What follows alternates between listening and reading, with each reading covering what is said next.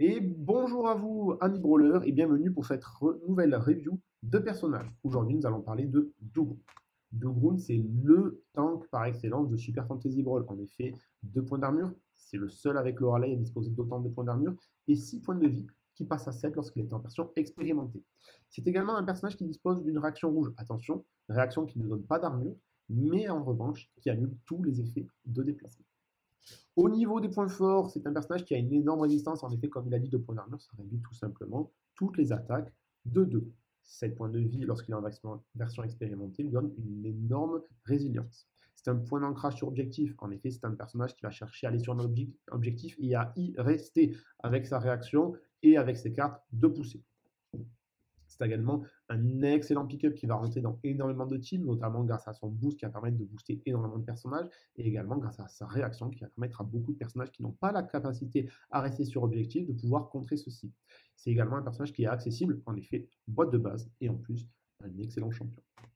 Au niveau des points négatifs, car il en a un léger manque de mobilité, comme nous allons le voir un petit peu après. Il a 2 cartes à 2 déplacements et 3 cartes à 1. Mais cela est important car, comme nous pouvons le voir, il a des dégâts relativement légers. Et ces dégâts, ce sont tous des dégâts de corps à corps. Et donc son manque de mobilité peut se faire ressentir.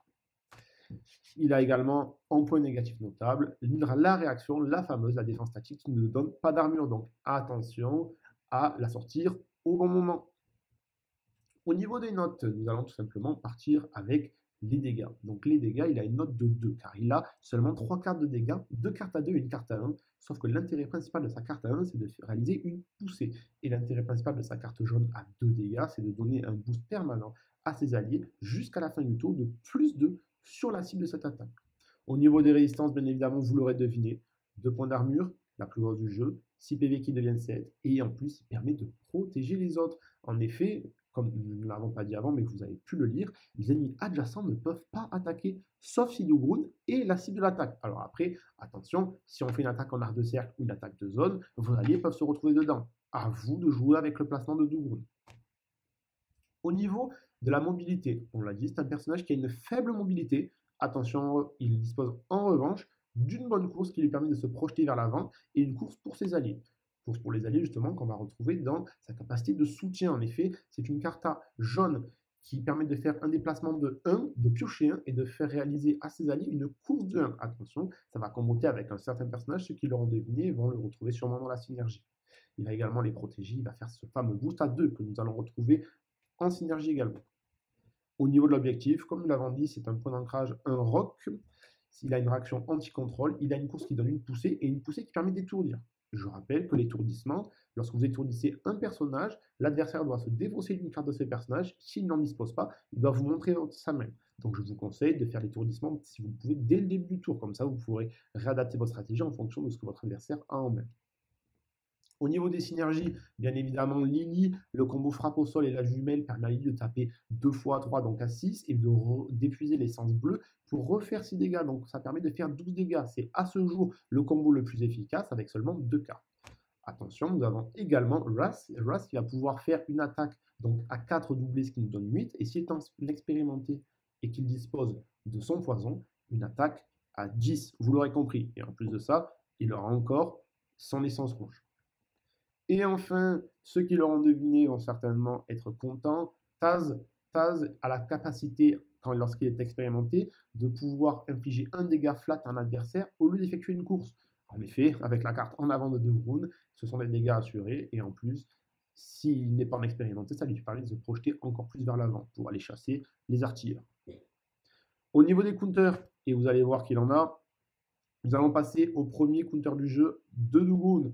Le plus beau, c'est Alchemy. Alchemy qui nous vient tout droit du Round 2 de Super Fantasy Brawl et qui a une mécanique qui permet d'infliger à chaque champion des dommages égaux à leur défense. Attention, à chaque champion. Donc si vous jouez Alchemy ou que l'adversaire joue Alchemy, ça va également infliger des dégâts à ses propres champions, à lui.